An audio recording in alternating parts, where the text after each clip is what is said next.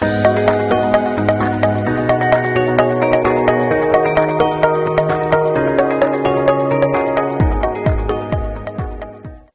you for joining us. I'm Marcus Heeland, a tax managing director in KPMG's Washington National Tax Office, and I'm joined by Chris Wilson, a tax director with KPMG in the UK, and Martin Baltez, a tax partner with KPMG in Germany. Both Chris and Martin are currently seconded to the US and are based in New York. On this video, we'll be updating you on the status of Pillar 2 as of today, which is January 26th, both in terms of implementation of the rules by key jurisdictions around the world, as well as the status of technical work at the OECD on the implementation framework.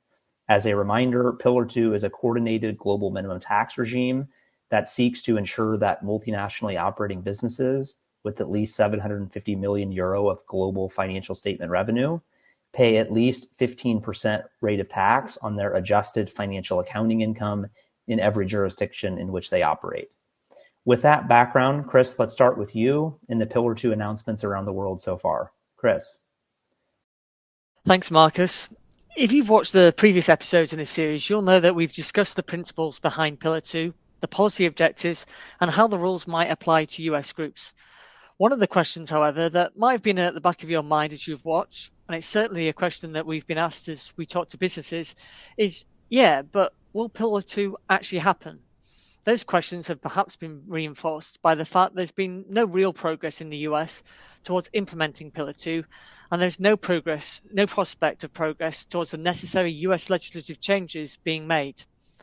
The second question that's often been made is, okay, well, even if I think that Pillar 2 might happen, it's been delayed, so when will it actually take effect? Well, we now have a number of major jurisdictions that have made concrete steps towards implementing. On this slide, you can see a selection of jurisdictions that have made announcements in respect of implementing Pillar 2. Now, we should note that this is just a selection and not a comprehensive list. And secondly, you should check with your local KPMG contact for updates after the time of this recording.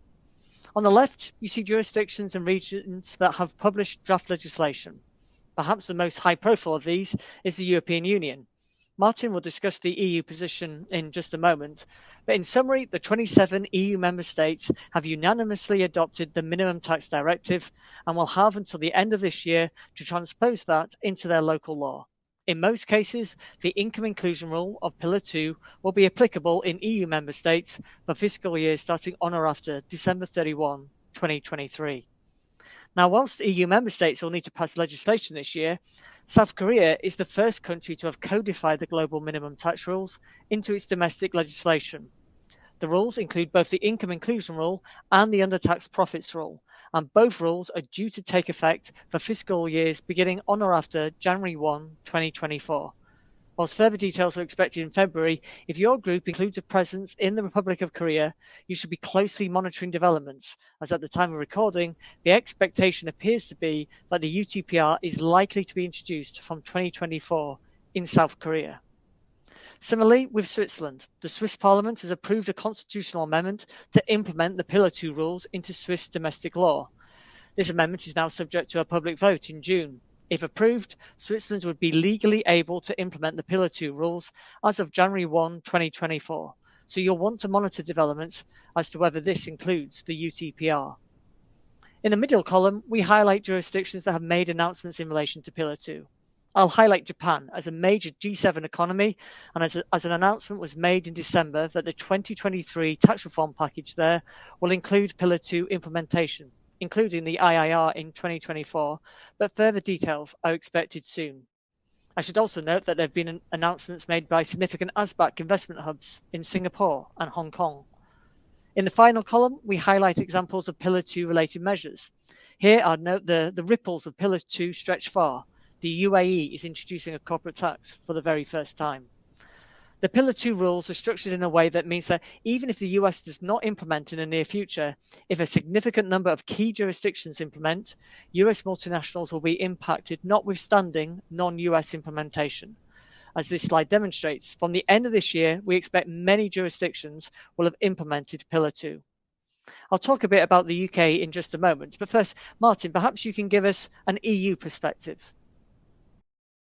Thank you, Chris. I'm happy to walk through the timeline and the differences between the OECD model rules and the agreed directive. The current slide illustrates where we are in the process, what has already been achieved in this context, and of course, most importantly, how the roadmap for the Pillar 2 implementation looks like. And actually, it wasn't an easy path to get to this point because, as you mentioned, a unanimity of all European member states was required for the adoption of the directive. And it seemed quite uncertain for a while if and when that would be achieved. So especially Hungary upheld its reservations last year, with the result that some countries, namely Germany, France, Italy, Spain, and the Netherlands, declared their commitment and willingness to implement the Pillar 2 rules unilaterally if the member states would not reach a common position to this question. And when Hungary finally came on board and lifted its veto, Poland unexpectedly raised its voice and asked for more time to consider. But as we all know, at the end, all efforts paid off in the member states to reach an agreement end of December last year, giving us a nice Christmas present in form of a directive. And I think it's worth noting that a comprehensive framework paper for the implementation was published, which Markus will be introducing to us in more detail. But what does this mean in terms of timing?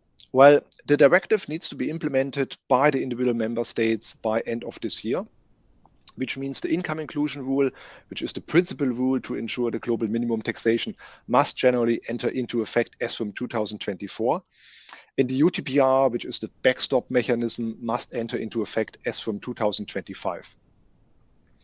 In this context, I say in general on purpose, because there are some exceptions for smaller jurisdictions, which I will talk about on the next slide.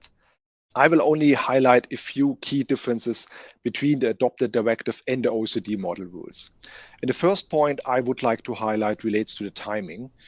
And as I already have mentioned, the IRR will apply as of 2024 and the UTPR as of 2025, which is a delay of 1 year respectively compared to the original OECD proposal. Of course, as already mentioned by Chris, we should keep in mind that this timeline only concerns the EU member states and defines a minimum standard, which means the countries are in principle free to introduce earlier deadlines as part of their national implementation process. For example, as we are currently see this in some non-EU member states, such as Korea. The second point I would like to bring to attention is the new possibility for smaller countries to postpone the application of the IRR and the UTPR until 2029 at the very latest. Small in this context means a member state where no more than 12 ultimate parent entities of in-scope multinationals are located. I think this was necessary to address the concerns of some smaller jurisdictions that have limited resources at their tax administration levels. For example, I think Malta, just to name one, was one of the advocates of this deferral rule. The last point that I would like to mention before I hand back to Chris relates to the scope itself. To address some concerns that the OECD model rules may not entirely comply with the EU law, domestic multinationals and large companies that reach the 700 million threshold are now included as well. And it, of course, remains to be seen whether this will have a significant impact in practice, because there are likely only a few cases where such groups generate their revenues solely domestically. But I suggest that we take a closer look at the UK legislation, which is already ahead of the curve in terms of timing. With that, back to you, Chris. Thanks, Martin. So the UK has been seen as something of a first mover when it comes to Pillar 2. Indeed, we've had a couple of consultation processes and some draft legislation already. The UK timeline is similar to that explained by Martin in the EU. The income inclusion rule is due to take effect for accounting periods beginning on or after December 31, 2023. It'll be interesting to see in this context whether taxpayers start to assess their accounting periods. The UK has published draft legislation in respect of the IIR, and a consultation in relation to this has been held. Now, what we didn't know until late last year was whether the UK would introduce a qualified domestic top-up tax. Well, now we know, and the answer is yes. The UK will bring in a QDMTT and will do so on the same timeframe as the IIR, i.e. it will take effect for accounting periods beginning on or after December 31, 2023. Now, we haven't seen draft legislation in relation to this yet. We're slightly less clear on the timing of the UK's implementation of the undertaxed profits rule. The UK government said it won't be before accounting periods beginning on or after December 31, 2024, and a decision will partly depend on global implementation. As I highlighted earlier, we're seeing many countries take steps towards implementing Pillar 2, so this will likely weigh into the UK government's decision making. We expect the IIR and the QDMTT to be legislated as part of the UK government's spring budget. So given the fact that so many US multinationals have a presence in the UK and or the EU, it seems likely that in many instances, the first implementing jurisdiction for US groups in respect of Pillar 2 is likely to be Europe. For example, if you have a Dutch, Lux or UK holding company underneath the US, you may soon be getting familiar with the provisions of the income inclusion rule. So that's a global status update. As mentioned, please reach out to any of the speakers on this video or your usual KPMG contact for updates, as we expect 2023 to be a really busy year of legislative changes as countries begin to implement Pillar 2. Now, though, I'm going to hand back to Marcus to talk about the OECD implementation package. Thanks. In December of last year, the OECD released 3 documents related to the implementation framework, including the Globe Information Return, a document on safe harbors, and finally, a document on tax certainty options. The Globe Information Return is a public consultation document and is a standardized return that will be used to facilitate compliance with and the administration of the Globe rules. It identifies a comprehensive set of data points for calculating a multinational's Globe tax liability for the purposes of obtaining input from stakeholders to inform the work on finalizing the Globe Information Return. The return as it currently stands is about 60 pages long, of which about 25 pages relates to the forms and the balance is instructions. Next is the Safe Harbor document. This is not a public consultation. It is approved by the full inclusive framework and has the same status as the model rules and commentary.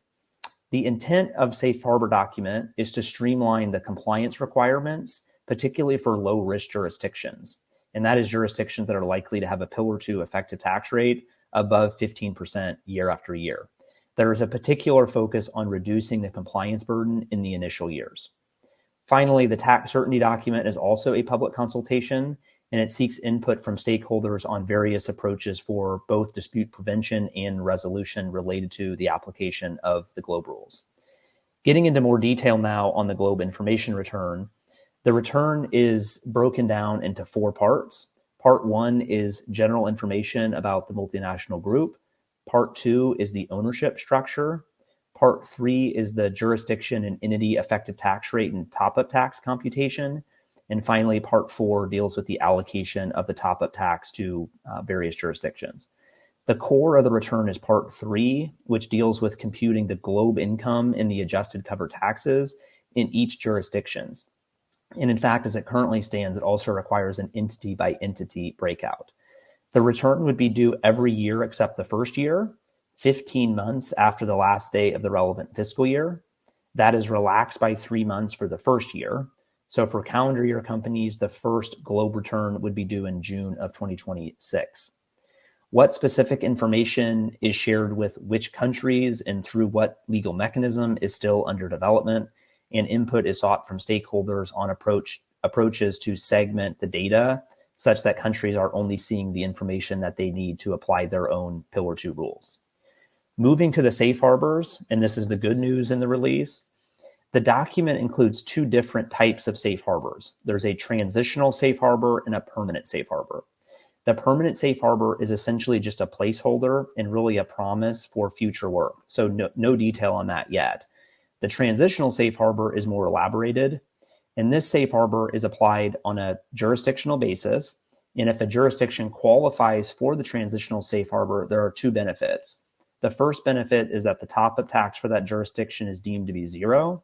And the second benefit is that the compliance obligation in respect of that qualifying jurisdiction is significantly streamlined. The catch with the transitional safe harbor, and this is implied in its name, is that it's only available for a few years. In particular, it is only available for 3 years for calendar year companies, specifically 2024, 2025, and 2026. How does a jurisdiction qualify for the safe harbor? By passing one of 3 tests. There is a de minimis test, a simplified ETR test, and finally a routine profits test. The de minimis test is largely what it sounds like. If a jurisdiction has less than 10 million revenue and less than 1 million of profit, and the country by country report is the measuring stick for both of those numbers, then that jurisdiction is considered de minimis and eligible for the safe harbor. These thresholds are quite low, however, so this test doesn't do much for most companies. The next test, and the most powerful of the three, at least in my experience, is the simplified ETR test. Here we compute an effective tax rate for the jurisdiction using simplified techniques relative to the full Pillar 2 calculation. And as with any ETR calculation, we need a measure of income and a measure of tax. The measure of income for this purpose is the profit that's reported in the country by country report for the jurisdiction we are testing. And the measure of tax is the total tax expense in the financial statements of the entities that are located in the same jurisdiction that we're testing. There's no adjustments other than removing uncertain tax positions and non-income taxes. So all of the regular adjustments in the full Pillar 2 calculation, such as recasting deferred taxes to 15% for high tax jurisdictions, kicking out deferred tax assets related to tax credits, allocating shareholder level taxes, etc. None of those adjustments apply for purposes of the simplified ETR test. Finally, there is the routine profits test. This excludes jurisdiction with substance carve-out amount, and that's the fixed return on payroll and tangible assets that's located in the jurisdiction. Where that fixed return exceeds the profit in the jurisdiction would then be eligible for the routine profits test.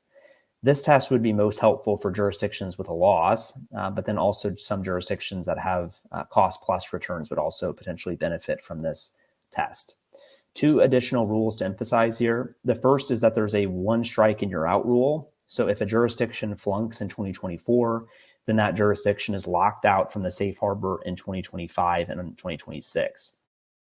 Second, in order to access the safe harbor, the M&E must have a qualified CBC report, which is a CBC report that's prepared in accordance with an acceptable financial accounting standard. Both of these special rules mean that it's important to review the current processes that are used to prepare the CBC report and to make sure that that report is robust in light of it now being used as the basis for the Pillar 2 safe harbor rather than just as a transfer pricing risk assessment tool. And it is important to make sure that CBC is robust in 2024, given the one strike and you're out rule. That concludes our video. On behalf of myself, Chris, and Martin, I'd like to thank you for joining us. Be on the lookout for additional videos from KPMG professionals on Pillar 2, including a coming video on the compliance and administrative aspects and the data challenges around that. Also be on the lookout for a KPMG report summarizing administrative guidance expected to be released by the OECD in early February. Thank you very much.